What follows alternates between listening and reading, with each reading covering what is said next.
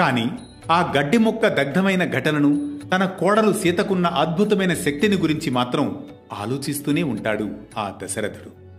సీతకున్న శక్తి గురించి మాత్రం తనను అడగాలని అనుకుంటాడు. ఈ సందర్భంలో మరుసటి రోజు సీతతో మాట్లాడే సందర్భం అది. రాజగదిలో ఉంటాడు దశరథ మహారాజు. అమ్మా సీతమ్మ, ఓ విషయాన్ని నీతో ప్రస్తావించాలమ్మా, ఇటురా అంటాడు. ఆజ్ఞాపించండి మామగారు అంటూ సీత తన మామగారు దశరథ మహారాజు ముందు నిలుస్తుంది. అమ్మా, ఆ రోజున నువ్వు పాయసం వడ్డిస్తున్నప్పుడు నేను దూరంగా చూశాను ఒక అద్భుతాన్ని. నీకున్న శక్తియుక్తులను చూసి ఆశ్చర్యపోయానమ్మా.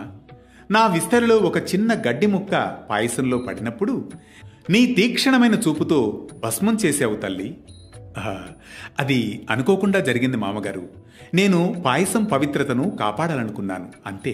అందుకోసమే అలా జరిగింది అంతే. దశరథుడు చలించిపోతాడు.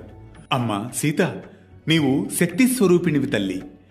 అందుకే నిన్ను నేను ఒక్కటి కోరుతున్నాను. ఆ ప్రత్యేకమైన దివ్యశక్తిని నీవు నీ శత్రువులపై ఎప్పుడైనా చూపవలసిన సందర్భంలో మాత్రం చూపకు.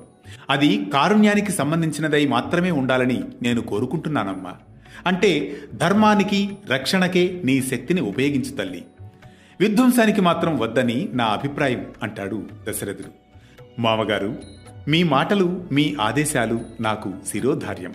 మీరు ఇదివరకు నాకు చెప్పినట్లుగా నా చూపు ప్రేమకు, శాంతికి, ధర్మానికి మాత్రమే పరిమితమవుతుంది.